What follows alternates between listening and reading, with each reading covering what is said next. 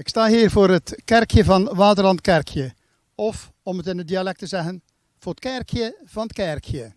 Hier binnen is een expositie van Louis Bervoets en Joyce Wouters. Maar daar komen we niet voor. Waarvoor dan wel? Dat hoort u zo meteen. Dit is RTV Scheldemond. Mijn naam is Frans Brouwers. Joyce, we zitten hier om te spreken over een illuster gezelschap. Apropos, of moet ik het anders uitspreken? Apropos. Klinkt een beetje Grieks, is wat deftiger. Ja, nou je mag het uitspreken zoals je wilt. Daar zijn we helemaal vrij in. Het is een groep van dichters en van schrijvers. Maar het grappige is dat nu we 3 jaar bestaan, ik heb ze opgericht 4 oktober 2021, dat sommige dichters ook aan het schrijven zijn en andersom. Dus dat is een soort grappige ontwikkeling in onze groep. Een wisselwerking door het groepsgebeuren? Een wisselwerking door het groepsgebeuren. Ja, wij komen dus 1 keer per maand bij elkaar, in elkaars huiskamers. En dan maken we oefeningen en we hebben huiswerk om onszelf te verbeteren. En we nemen technieken door. En we hebben ook heel veel plezier, moet ik er ook bij zeggen. Maar je zegt technieken doornemen, dan bedoel je schrijftechnieken of ook presentatietechnieken? Nee, voornamelijk schrijftechnieken. Het is wel zo dat nu we binnenkort gaan optreden, nou ja, zeer binnenkort, dat is over een paar dagen, dat we wel even een soort generale repetitie hebben gehouden.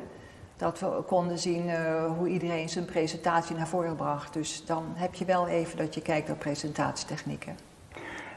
Ik noemde het net een illuster gezelschap, een zeer voornaam gezelschap, maar het zijn halfvogels van diverse pluimage, heb ik begrepen. Ja. Jullie hebben diverse vormen van literatuur die jullie brengen. Ja, nou het is zeker divers, want er zijn dus een aantal mensen bij die dus al ervaring hebben en die dus hebben gepubliceerd. Dat is onder andere Willem van Vliet en Johan Meesters en Laurine van der Pitten. En ik heb zelf 20 boeken gepubliceerd. Dus wij zijn al langer bezig met schrijven. En voor de andere mensen is het nieuw. Die hebben dus niet eerder gepubliceerd, zeg maar. Dus in die zin is het ook heel divers. Dus ook onze ervaring in optreden is ook wat dat betreft wisselend. Een aantal mensen hebben er dus wel ervaring mee, voor anderen is dat minder.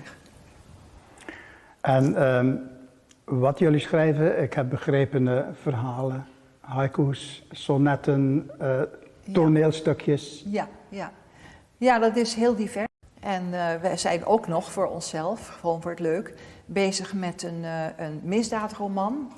En dat is gewoon voor ons eigen plezier, die zich afspeelt, zeg maar, pakweg 100 jaar geleden. En waarbij iedereen van de groep een personage voor zich uit heeft gekozen. En vanuit dat personage beschrijven we dan een misdaad die is gebeurd. En het laatste deel moet nog worden geschreven.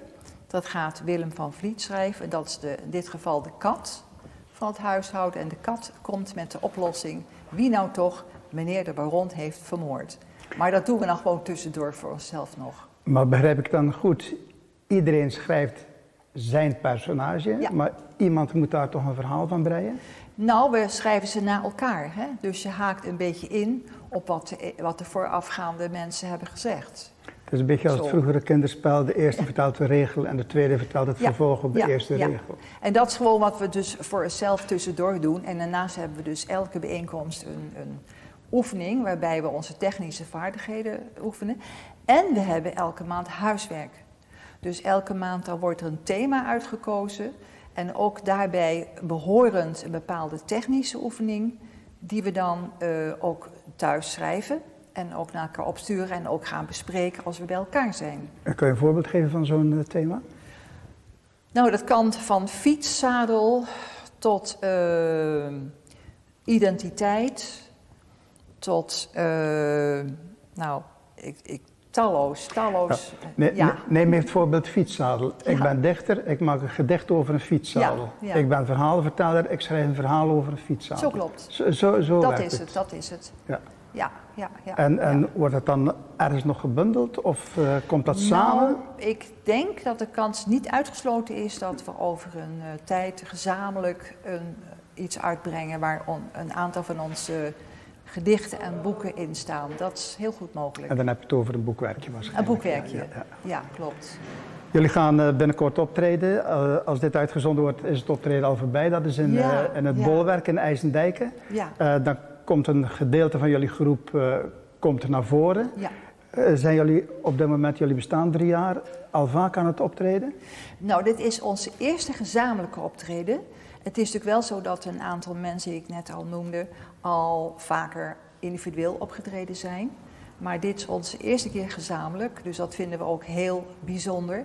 En we hebben de teksten, de gedichten, de verhalen, de eenakte die ik ga doen, helemaal toegespitst op het museum en de 80-jarige orgel op het thema van het museum. Dus dat is op zich allemaal nieuw materiaal. Ja. Dat is fantastisch, want je krijgt een soort thematisch werk, een conceptalbum om het in popmuziektermen een conceptalbum. te spreken. Ja. En zo kunnen jullie ook gewoon in opdracht werken van allerlei bedrijven, organisaties. Ja, we hebben dus een vraag van iemand voor een opdracht en met een bepaald thema. En dat wordt waarschijnlijk volgend jaar dat we het gaan doen. En dan gaan we dus van het najaar eens flink over nadenken om dan er ook nieuw materiaal specifiek op dat thema te gaan schrijven. Ja, dus voor een personeelsfeest, bij wijze van spreken, kan een personeelsvereniging zeggen van, wij willen een optreden van apropos. Ja, en dat moet onder het thema, noem maar iets. Ja, nou als het een interessant thema is, dan kan dat. Ja. Fietszadel. Fietszadel, absoluut. Wij geven de directeur een gouden fietszadel en maken daar eens een mooie voorstelling over. Juist. Ja. Nee, dat is duidelijk. Wij zullen jullie binnenkort dan hopelijk nog vaak zien optreden in de regio, buiten de regio waarschijnlijk. Ja. Ik begreep dat een van jullie leden, die heb ik al gehoord, die komt uit Vlaanderen. Ja, dus jullie zijn internationaal. Het is wel een beetje breed, maar ik vind het natuurlijk wel eerst op instantie toch wel leuk dat we hier zijn. Om een beetje meer cultuur naar Zeeuws-Vlaanderen te brengen. Dus voorlopig gaan we ons wel helemaal richten op Zeeuws-Vlaanderen. Ja. Dus wij gaan het komende jaar nog heel vaak van apropos. Ik begin al te stotteren, maar we gaan nog heel vaak van jullie horen. Nou, we hopen het. Joyce Wouters, bedankt voor dit gesprek. Dank je wel.